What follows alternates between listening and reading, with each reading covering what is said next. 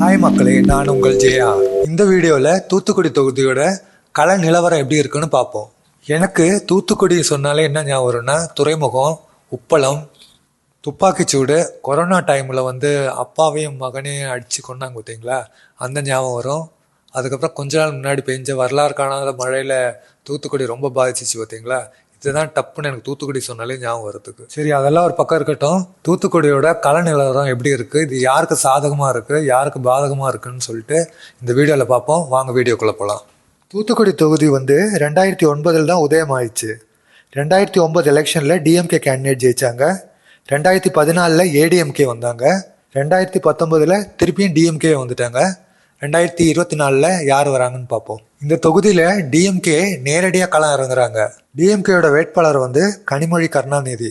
ஏடிஎம்கேயோட candidate யாருன்னா சிவசாமி வேலுமணி இறங்குறாங்க. பிஜேபியோட அலைன்ஸ் சார்பாக தமிழ் மாநில காங்கிரஸில் வேட்பாளரை இறக்கியிருக்காங்க. அவர் பேர் விஜயசீலன். நாம் தமிழர் கட்சி வேட்பாளர் ரோவினா ரூத் களம் இறங்கியிருக்காங்க. இந்த தொகுதியை பொறுத்த வரைக்கும் 6 சட்டசபை பேரவை இதில் இருக்குது. இதில் 4 சட்டசபை எம்எல்ஏ டிஎம்கேல இருந்தும், ஒருத்தர் இந்தியன் நேஷனல் காங்கிரஸ்ல இருந்தும், ஒருத்தர் ஏடிஎம்கேலேருந்து வந்திருக்காங்க. இந்த தொகுதியை பொறுத்த வரைக்கும் டிஎம்கேக்கு கொஞ்சம் சாதகமான தொகுதியாக தான் இருக்குது. 2019 எலெக்ஷன்ல கூட கனிமொழி தான் நின்றாங்க டிஎம்கே சார்பாக. பிஜேபி சார்பாக தமிழிசை நின்றுருந்தாங்க. அந்த தேர்தலில் கனிமொழி பெரும்பாக்கு வித்தியாசத்தில் ஜெயிச்சிட்டாங்க அவங்க. இந்த தேர்தலை பொறுத்த வரைக்கும் டிஎம்கேக்கும் ஏடிஎம்கேக்கும் தான் நேரடி போட்டியாக இருக்குது இந்த காலத்தில். இந்த தொகுதியில் பிஜேபி சார்பாக தமிழ் மாநில காங்கிரஸ் வேட்பாளர் நிற்கிறாங்க. அவருக்கு அவ்வளோ சாதகமாக இந்த தொகுதி தென்படலை. இந்த தொகுதியை பொறுத்த வரைக்கும் 4 கட்சி வேட்பாளர்களும் சரி, அவங்க தலைவர்களும் சரி, வீடு வீடாக தெருவாக போயிட்டு மக்களை சந்திச்சுட்டு வாக்கு சேகரிக்கிறாங்க. இதில் எந்த கட்சி வேட்பாளருன்னு நம்ம குறை சொல்ல முடியாதுங்க. எல்லாருமே களத்தில் இறங்கிட்டு அவங்களால முடிஞ்ச ட்ரை பண்ணுறாங்க வெற்றி வாக்கு சூடுறதுக்கு. இன்றைய தேர்தல் களம் பொறுத்த வரைக்கும் இது கனிமொழிக்கு சாதகமாக இருக்குது. அவங்க தான் திருப்பியும் வெற்றி வாக்கு சூடுவாங்கன்னு சர்வே சொல்லுதுங்க. நம்மளுக்கு எல்லாருக்கும் தெரியும், டிஎம்கே தலையில பெருந்தலையில் ஒரு தலை தான் கனிமொழி. அவங்க ஜெயிக்கிறதுக்கு டிஎம்கே எல்லா முயற்சியும் செய்வாங்க.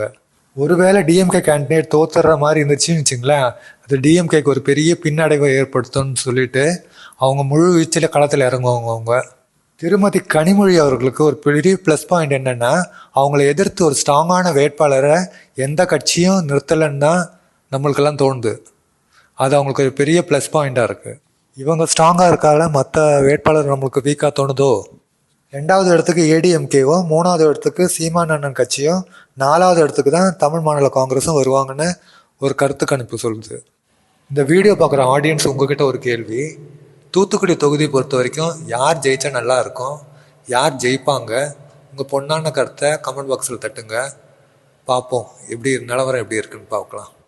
இந்த வீடியோ இதோட முடிச்சிடுறாங்க. மறக்காமல் நம்ம சேனலை சப்ஸ்கிரைப் பண்ணிவிடுங்க.